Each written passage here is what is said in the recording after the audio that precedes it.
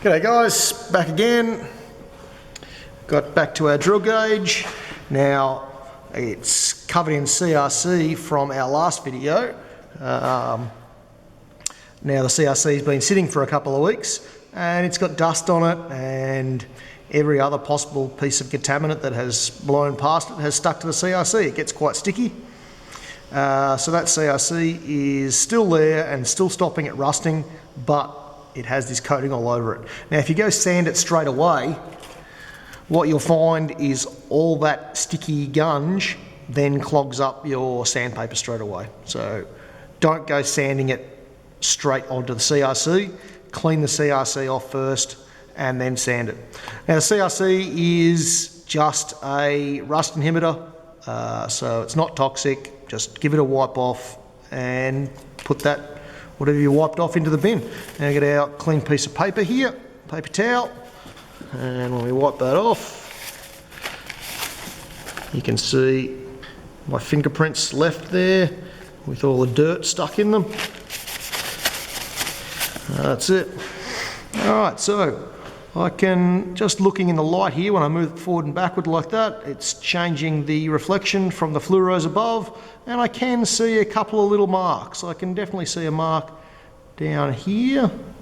I don't know whether you guys can see that or not, but either way, I'm going to move up to the next grit. Now I shouldn't really, I should stay on P80 and I should work at that until I get that little mark out. But just to show you guys what happens when you do go up to the next grit, when you shouldn't, I'm going to do that. So let's do the wrong thing and go up to 180. Now 180 is our next grit here. It has P80 and then we have P180 on the back over here. Now sorry, I already took these out, but these are the old ones that I had a look through here. They were in there. I've taken them out. One of those is torn up. It's had a hard life. It deserves to go in the bin. Now this one's not too bad. It clearly says it's P180 on the back. Feels all right. It's definitely worn down. It probably could still be used. But let's chuck it out just for the film here, because I want to use a new piece of 80 grit, P180. And so I've got our new pack of sandpaper here, and I've got the 180 on the side here. So let's get a sheet of that out and I'll show you how to tear it up. So with our sheet of P180, now the 180 refers to the size of the grits. So if I was to take some of these little pieces of sand or aluminium oxide, depending on the type of paper it is, if I was to take some of those off and measure them, you would be down to a very small size, in micrometers, really small. There is a reference guide. I'll probably show you guys, it's in another video about sandpaper. But, so this one's P180. Now to tear it up, we want to always go to suit our blocks, depending on which blocks you're using or where you're doing the sanding, on what type of machine you're wrapping it around. Depends on the size of the sheet you want. Now for us, to suit our little blocks there, we want to go short side to short side. Now this is a rectangle, so we have a long edge and a short edge. So our short edge goes to our short edge.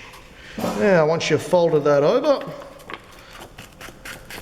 crease down the far side there, open that back out so the non-abrasive side is showing, and with a good ruler, put that ruler into that crease that you folded. Now notice I'm on the non-abrasive side. That's because if I turn it over the other way and go to tear it off, you're sanding the edge of the ruler and you're taking that sharp square edge off the ruler. We don't want that. We want to be left with a nice sharp edge on our ruler, so we'll use the non-abrasive side and tear this way. Now don't tear it in one big go, because the chances of that tear not going nicely are pretty high. If you just tear a little bit at a time, and you can fix it up if it doesn't tear perfectly. Alright, now we're not finished though, so we need to keep going. Again, we're at a rectangle, and so you guys remember, we always go short side to short side, so we suit our little blocks. So again, short side, long side, short side to short side. Again, I'm folding it so the abrasive's on the outside. Pressure down on the ruler. You can see the pressure there applied with my fingers. Keep that down really well. If you let that up, that's when you'll get really poor tears here, so make sure you keep good pressure down on the ruler.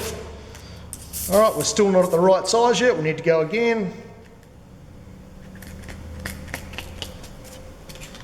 Now, it's your job. If you guys get a piece of sandpaper out, then it's your job to tear it to the appropriate size. And once we're down to that size, that wraps around our block really well. So let's leave that one out there, and let's start putting our other ones away. All right, this size wasn't right. Let's go down again with it. Really doesn't take that long.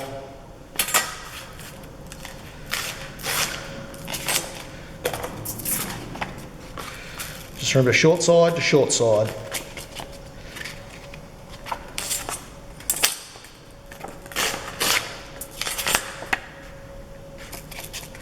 And if they don't have to be folded absolutely perfectly, I mean, that's close enough.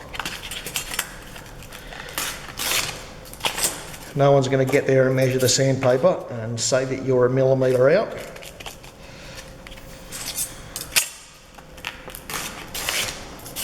There's all our pieces done. Doesn't take long to do a sheet. Now we have our one piece left here. Let's grab a different one, just so we can clearly see that it says P180 on it. Because on this one you can see I've torn off the 180, it's just an 80, but this one here's good. Let's use it. Clearly says P180. It's torn to the appropriate size. We can wrap it around our block again, and we'll go back over to the smaller vise and we'll sand some of this. Let's go.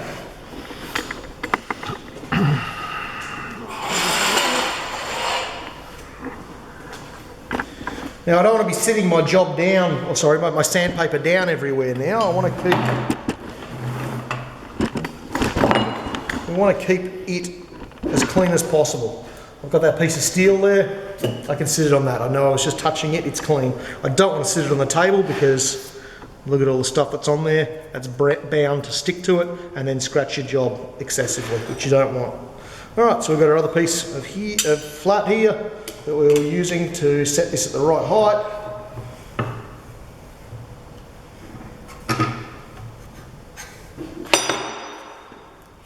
Right, and back here, and we're going in one direction again because we want to hide the imperfections, not have different scratches all over the place being accentuated.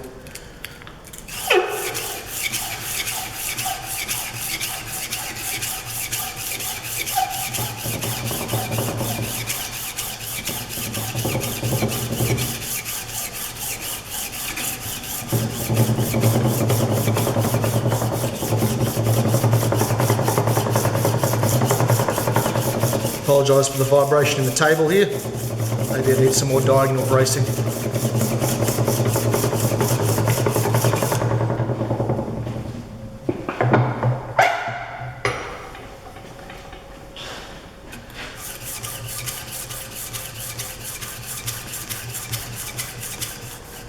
I should have showed that little hole a bit more. Anyway, I'm hoping it's not gone. I'm hoping I'm doing all this work, but for no good reason. That little mark will still be there, and that I have to go back to a rougher grit, to a larger diameter grit, to get that little scratch out, or little dint out, whatever it is. It could have been from me over the last few days, just having it sat on the bench. Maybe I sat something on it and marked it, I don't know. Either way, it's there and it needs to come out.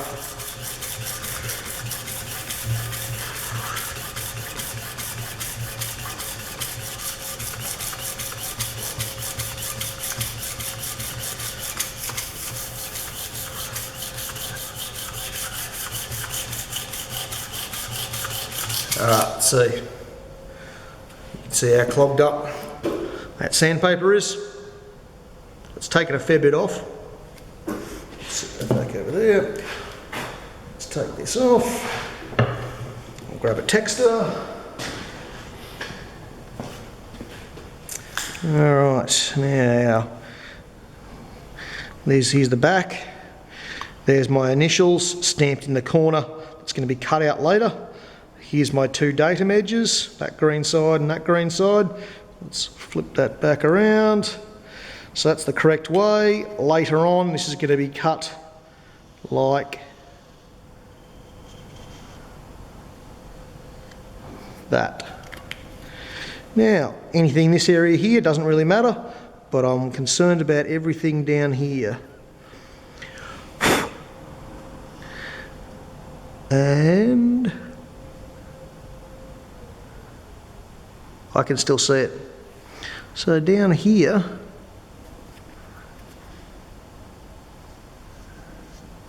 if you can see it, there's a tiny little mark kind of off to the bottom left-hand side of that green texture circle there. And maybe over here, there's a little scratch as well. So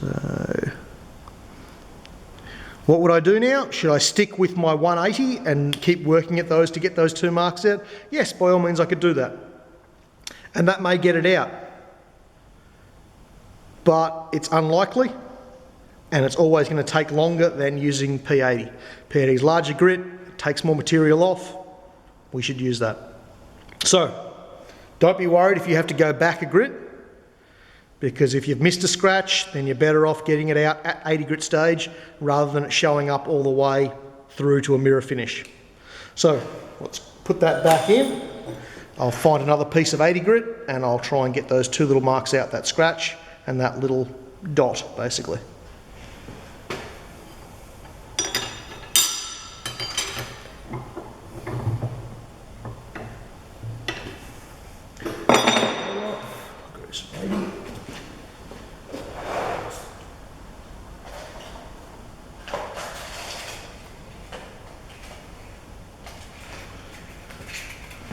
I'm getting a little bit low on my 80 grits here. So I've grabbed this one here. I'm not going to grab a new one out because I don't have any. But you can see in the centre here, this has been used a fair bit. On the sides, not so much, and it feels it. This is really rough over here. In the middle, quite smooth. So I'm going to move that around the block a bit and just position it so I'm using some of that new stuff as well. So there we go. Half old, half new. I'll wrap it up just like that and I'll sand that way.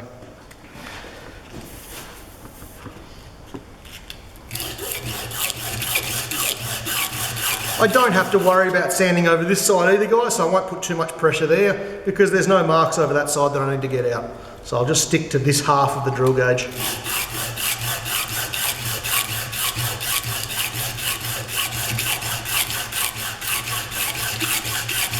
I apologise, sanding isn't really a super exciting thing to watch. Maybe I'll have to have some music in the background for the next video. I'll ask for some preferences next class maybe. See if you guys have any suggestions. Maybe something that's slightly motivating.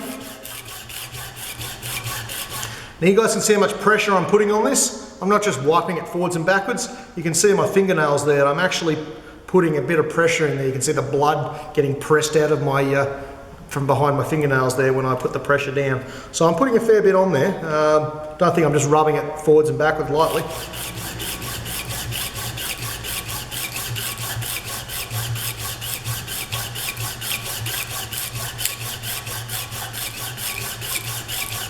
I'm also sort of standing back and trying to look for those little marks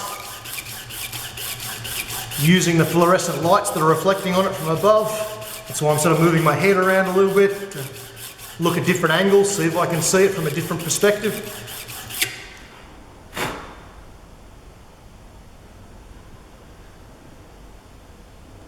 Looks like they're gone, guys.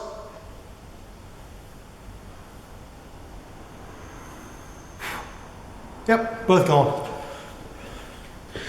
Our sandpaper is clearly starting to get it in the way on that new section too. So just remember, if you are looking for sandpaper and if it looks too worn out, by all means, if they're all too worn out, throw them all out, grab a new piece, short edge to short edge. All right, let's put that one back. We'll go back to our 180. Now our 180's got a problem now because it's all clogged up.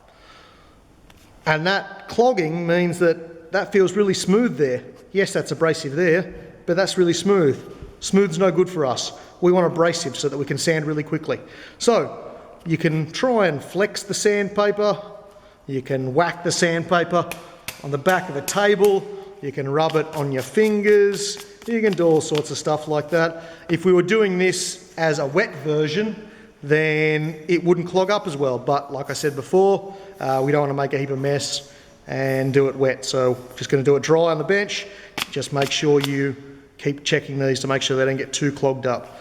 We'll keep going with that. Of course, we have numerous other areas we can use that aren't clogged up. So let's continue with this piece.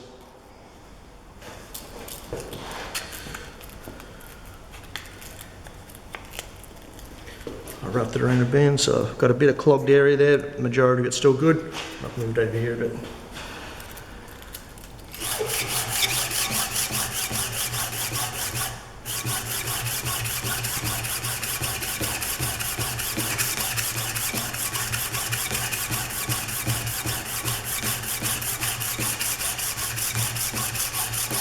Wouldn't spend too long on this. I suppose it depends how vigorous you are with your sanding. Most people, if they put 5 minutes into it, will be ready to go up to the next grit.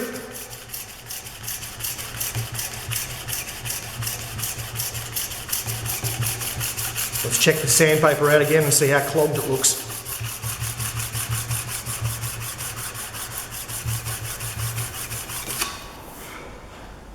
Alright,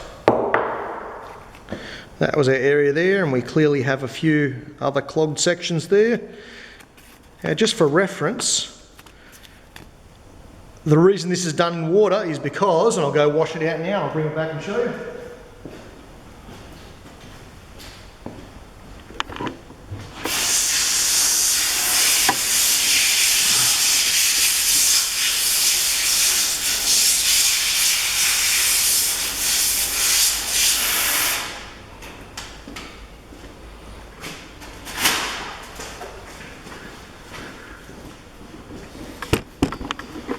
And now, once I've washed it out, you can see all that clogged section comes out really well. It's basically got like a new piece again. So yes, hence wet and dry sandpaper, but we won't do it wet simply because of the mess. That's us. All right, I said probably 5 minutes. I've put another minute and a half in there. I can feel a little bit of heat in that block, so it's getting a little bit of friction too, not too much. Maybe it's just heat transferring from my fingers, I'm not sure. You don't want to, yeah, I won't explain that, that's fine. Let's wrap that back up again. I can do it wherever now. Have a look back through it again just to see if I can see any other extra scratches that have shown up now that I'm getting into a smoother finish. And don't forget to do that, guys. So every time you take it up, you really want to stop and have a look. Because sometimes you may have put that down, picked up a heap of rubbish on it, gone for a sand, and left marks in it straight away. So always be checking it. Don't be vigilant. Don't just keep sanding and chatting, and make sure you check it.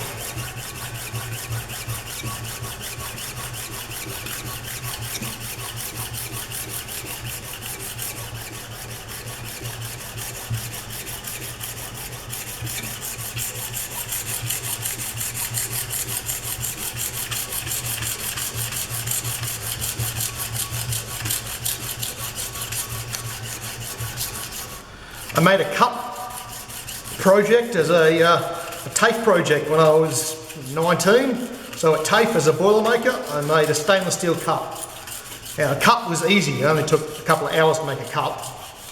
But then you had to polish it and make it a mirror finish the whole way round. And that was the assessment, was making sure it was polished properly. And now I probably put about a week's worth of polishing into a stainless steel cup. So it was a week project, and I used my whole week to make that stainless steel cup. Fantastic, looked really great. I had it up in Wagga while I was at university. Somebody broke into my car, stole a burnt DVD, a burnt CD, and my cup. Left everything else in the car, just broke in and stole that. Yeah. So other people liked it too. Anyway, let's go on to the next grid because that's looking good. Can't see any other marks in that. I'll go to the next grid. So after our 180, the next one we have is 320. Then it goes on to 600. But we're only at 320, so let's have a look in here. That one, it's got a big tear, feels really smooth. That one feels really clogged up. Looks like it's got grease. No, it feels really smooth. Yep, not going to use that one. That one's got some tears in it. I don't want to use it. That one feels relatively smooth. I might use that one. Let's leave that on the side there. That one's not too bad either. No, that one's got a little tear in it and feels really smooth. Let's not use that. So we've got two options here. We can use these two. Now, I know it's a bit hard to explain, but here, where people have been sanding a lot, feels pretty smooth there. When I move my fingers over the corner here, it clearly feels rougher. So I wouldn't say it's worn out. I'll still get some sanding out of it, but just know that it is going to be smoother where other people have been using it. So if you can move to a different section on the sandpaper, by all means do that. And they're both about the same. Maybe not, maybe this one's a bit better. So these ones I chuck out. This one I'll put back in there and I'll use that one. That is P320. 22. 22. I'll leave that then, guys. I'll come back and we'll start 320 on the next video. Before I go, we may not get back to this for another week or however long it might be before going anywhere. We need to protect our surface that we've just created. We're dusting it there. So we need to put a couple of drops of CRC and just spread those around with our finger, just to make sure that's not going to be all rusty for our next class. So I'll do that and I'll let you guys go. See you next episode.